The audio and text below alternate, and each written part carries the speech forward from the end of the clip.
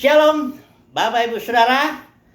Kita melanjutkan studi kita kristalisasi dan masih di kitab Yosua. Kita ambil dari pasal 10 tema kita, yaitu judulnya Ela ini pertempuran dekat Gibeon dan Yosua merebut bagian selatan Kanaan. Itu yang ditempati suku Yehuda ya.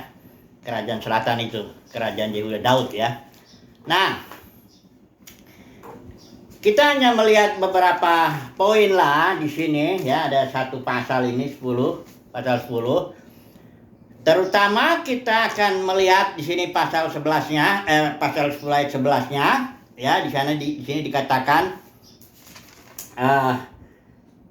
ketika Yosua berperang itu ayat 11, sedang mereka melarikan diri, jadi orang-orang Kanaan itu melarikan di depan Israel, dan baru di lereng Bet Horon, maka Tuhan melempari mereka dengan batu-batu besar dari langit sampai ke Azekah, sehingga mereka mati.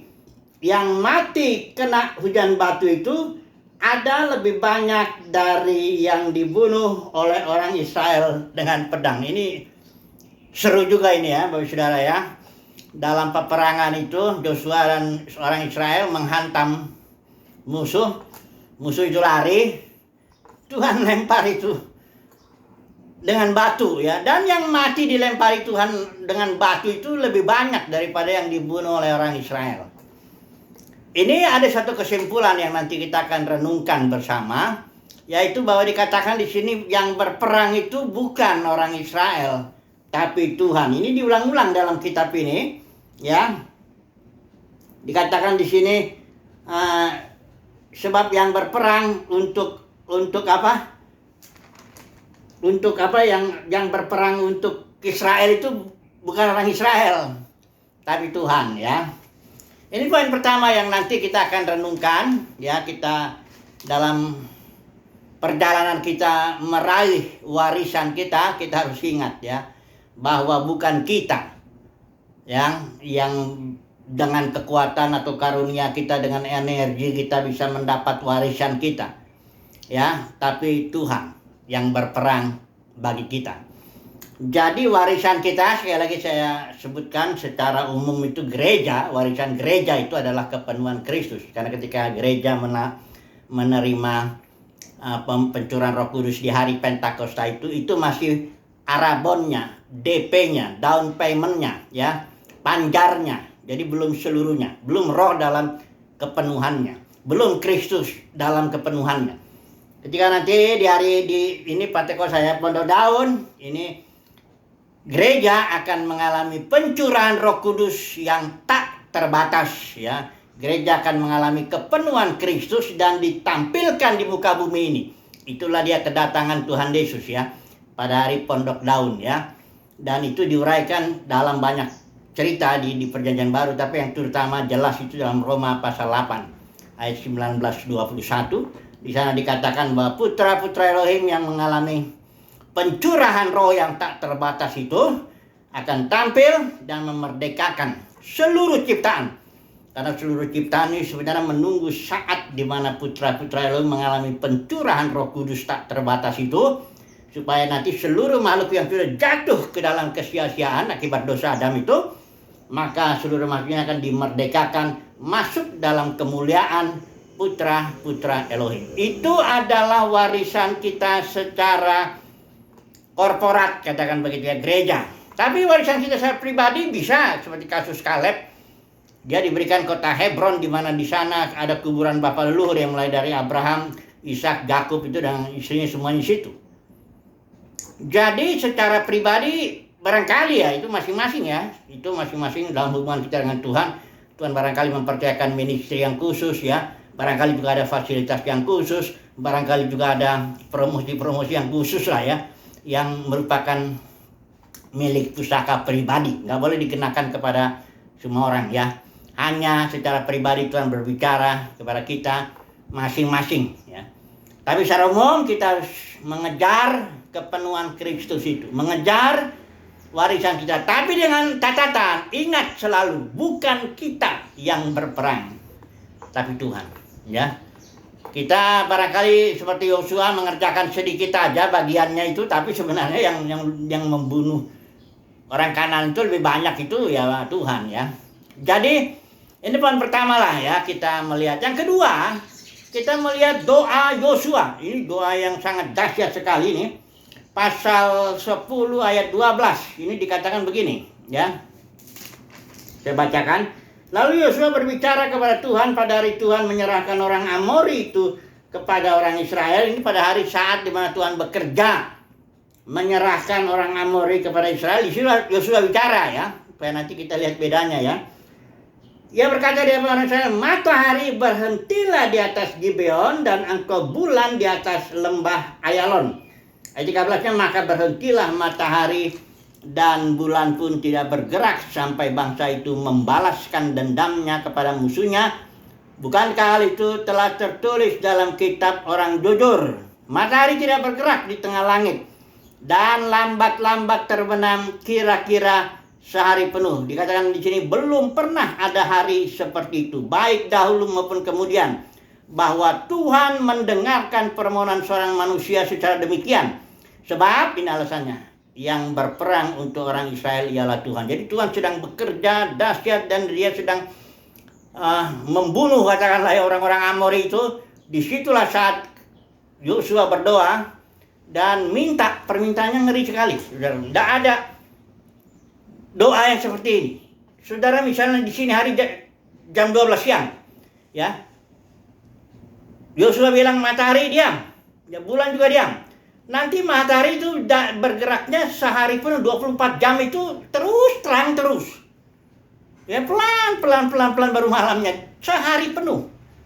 24 jam kurang lebih seperti itu. Makanya ada penelitian kehilangan bumi ini kayaknya kehilangan 1 hari. Saya nggak tahu, saya udah lupa ceritanya itu. Dan itu ternyata itu kehilangan 1 hari, ya. Itulah dia doa Yosua yang sangat luar biasa. Ya, saya mengingat ini poin kedua yang akan kita bahas ya. Perhatikan ya konteksnya ya. Doa ini bukan sembarang doa ketika dinaikkan. Enggak. Ini doa khusus ketika Tuhan sedang berperang, ketika Tuhan sedang bekerja ya, memusnahkan orang Amori. Di situ Yosua berdoa. Saya membandingkan dulu, aplikasikan kita ya kepada Elia ya, karena di sini banyak orang Kristen mengambil ayat ini tanpa melihat konteksnya. Konteksnya doa Elia itu begini. Itu saya baca aja ya, Elia ya, khusus Elia ini sama dengan doa ya, mungkin lebih hebat doa Yosua kali ya. Di sini Elia bilang gini, Yakobus pasal 5 ayat 17 ini. Elia adalah seorang yang sama alamiahnya dengan kita, dan dia telah memohon dalam doa agar tidak turun hujan, dan hujan tidak turun ke bumi selama 3 tahun dan 6 bulan. Ini pun dahsyat juga doanya ya, bisa berdoa hujan gak turun 3 tahun dan 6 bulan. Dan dia berdoa lagi, langit memberikan hujan dan bumi melakukan buahnya. Nah, saudara lihat dulu konteksnya. Kapan doa Yosua atau doa Elia ini dinaikkan? Kalau saudara lihat dari kitab Yosua, ini jelas doa Yosua dinaikkan ketika Tuhan sedang bekerja memerangi orang Amori itu. Doa Yosua itu sejalan dengan pekerjaan Tuhan. Sejalan dia dengan on the right track, istilahnya itu tepat pada jalurnya Tuhan. Maka dia bisa menaikkan doa yang begitu dahsyat dan Tuhan mendengar. Ya. Kemudian Elia juga. Elia itu waktu itu dia berdoa di zaman Ahab itu. Ketika itu dia melayani itu waktu itu Israel udah menyembah berhala. Jezebel itu ada istrinya itu dia memelihara 450 nabi Asyera. Ada Nabi Baalnya juga, 400 juga, mungkin sekitar 850 dipelihara di istana Jezebel ya. Kemudian memang pada waktu itu Elia sedang dipakai Tuhan untuk menghancurkan itu penyembahan berhala itu ya. Doanya minta jangan hujan, itu memang on the right track, pada jalur yang tepat ketika Tuhan sedang bekerja untuk menghantam itu nabi-nabi palsu itu. Dan ketika akhirnya Elia menantang nabi-nabi palsu itu, Tuhan melakukan pekerjaan luar biasa. Dibunuh semua ya nabi palsunya. Ketahuanlah bahwa Tuhan itu yang disembah Elia itu benar. Tapi ketika Jezebel mengancam Elia, dia ancam Kiranya Tuhan apa mengutuki aku, katanya, kalau enggak ku buat nyawamu sama seperti nyawa nabi-nabi palsu yang udah engkau sembelih itu. Langsung si Elia takut. Dia lari, 40 hari dia lari itu. Dan ketika di gua, di situ Tuhan tanya. Ingat ya saudaraku ya, Elia menaikkan doa sebelum diancam Jezebel. Ketika Tuhan sedang bekerja menghantam nabi-nabi palsu atau penyembahan berhala itu. Jadi doa Elia itu on the right track, pada tepat on the right time juga ya, pada waktu yang tepat sekali. Memang saat itu Tuhan sedang bekerja, dia menaikkan doa itu, sehingga doanya dahsyat. 3,5 tahun tidak ada hujan, ya. Tapi ketika dia diancam Jezebel, dia takut, lari dia. Itu dia nggak menaikkan doa apa-apa. Udah ketakutan, malah Tuhan tanya, apa kerjamu di sini Elia? Ya. Jadi kalau kita mau ayat ada kan, doa orang benar bila dengan yakin didoakan sangat besar kuasanya. Ingat ya, orang benar itu ketika dia berada dalam kondisi Tuhan bekerja, Tuhan sedang membela kemuliaan namanya, dan dia menaikkan doa di situ. Ya, tidak sembarangan doa itu dinaikkan dan terjadi doa orang benar sangat besar kuasanya, nggak begitu. Jadi kadang-kadang kan dalam dunia kekristenan itu orang kutip-kutip aja, ya, doa orang benar sangat besar kuasanya. Kalau dinaikkan gitu, dinaikannya pada kondisi apa? Joshua itu menaikkan doa yang dahsyat membuat matahari berjalan lambat-lambat selama 24 jam itu ketika Tuhan sedang bekerja menghantam orang Amori. Elia menaikkan doa yang dahsyat, dia 3,5 tahun itu tidak ada hujan ketika Tuhan sedang berperang melawan berhala-berhala itu. Ini sebagai nasihat dulu ya. Ini udah cukup lah, nanti aplikasinya kita lihatlah dulu. Apakah kita sedang dalam kondisi on the right track di hadapan Tuhan? Apakah kita sedang bekerja dan Tuhan pun bekerja ya bersama membela kita, dalam arti Tuhan berperang untuk kita, begitulah ya, untuk meraih warisan itu. Kalau memang kondisi kita demikian, maka berlakulah ayat ini bagi kita. Kalau kita menaikkan doa, doa itu dahsyat, saudaraku. Doa itu dahsyat karena kita sedang dalam kondisi sejalan dengan pekerjaan Tuhan, sedang dalam kondisi di jalur yang tepat. Lain kalau nanti kita ternyata takut diancam Jezebel zaman ini, masih ada loh Jezebel zaman ini. Saya bilang ya, gereja jatuh karena 3 ajaran nih. Jezebel, Bileam, Nikolaus. Coba dulu saya bicara dulu mengenai Jezebel ini, ngulang sedikit. Jezebel itu orang yang merampas otoritas suaminya. Itu satu. Jezebel juga seorang penyembah berhala. Ya, kalau tentu zaman ini menyembah Mamon ya, tentu dengan ajaran teologi sukses atau apa semuanya, kemakmuran sebagainya. Jezebel ini dia para pemimpin denominasi hampir bisa dikatakan mengambil dosa Jezebel. Kenapa? Karena dia merampas otoritas Yesus. Kenapa? Dia mengatakan, aku adalah pemimpin, kalian tunduk kepadaku. Ya, ini gereja aku yang mimpin, aku yang atur. Bukan gereja lagi sebenarnya, denominasi. Karena itu bukan gereja yang Yesus mau bangun. Karena itu sudah gereja, itu sudah jadi denominasi, memang denominasinya dia. Memang dia punya hak atas itu. Memang itu semua barangkali harta bendanya juga atau asetnya milik dia. Itu adalah perampasan otoritas. Ya, kalau saudara dan saya takut diancam, tapi masalahnya dia punya istana, punya meja. Ada nabi palsu makan dari meja Jezebel itu, 450 nabi-nabi palsu makan dari meja itu, yang mendapat berkat dari meja Jezebel.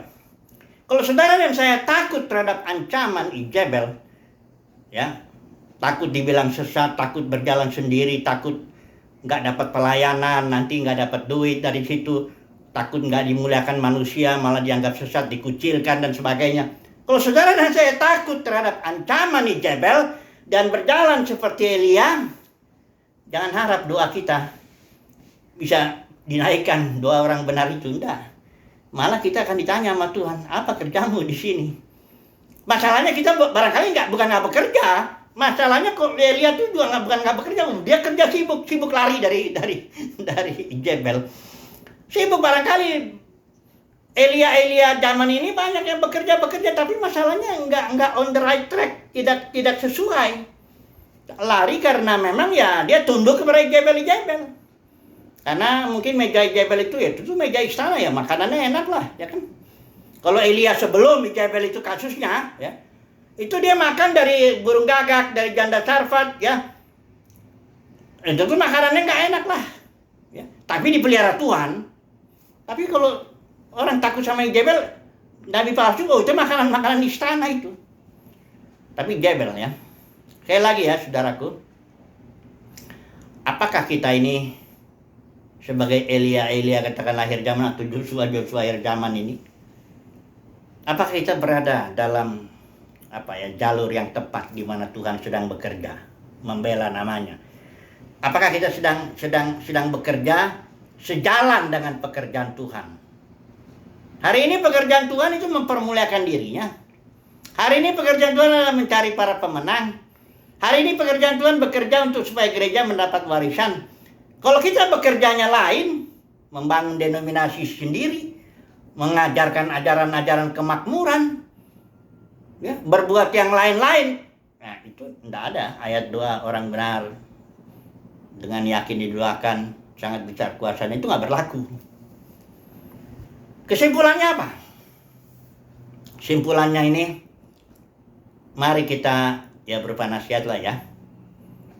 Ya semoga kita mendapat kasih karunia untuk bekerja dalam jalurnya pekerjaan Tuhan.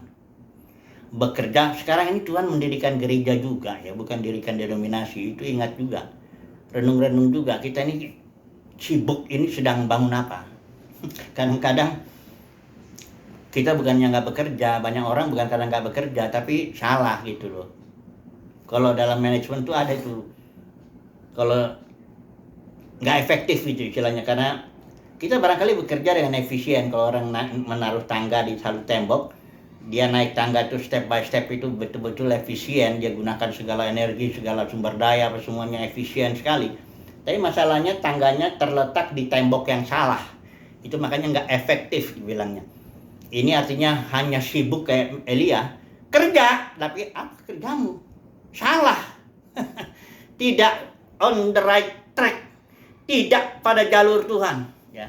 Saya yakin Elia zaman saat ini itu para dikatakan pelayan-pelayan Tuhan sibuk semua ya, sibuk bekerja melayani ya, pergi sana nginjil sana nginjil. Tapi pertanyaannya, apakah kita berada dalam jalur pekerjaan Tuhan itu ya? Kalau kita berada di jalur pekerjaan Tuhan oleh kasih karunia, maka yang pertama, Tuhanlah yang berperang bagi kita. Kedua, doa kita akan sangat efektif. Tuhan mendengarkan. Haleluya.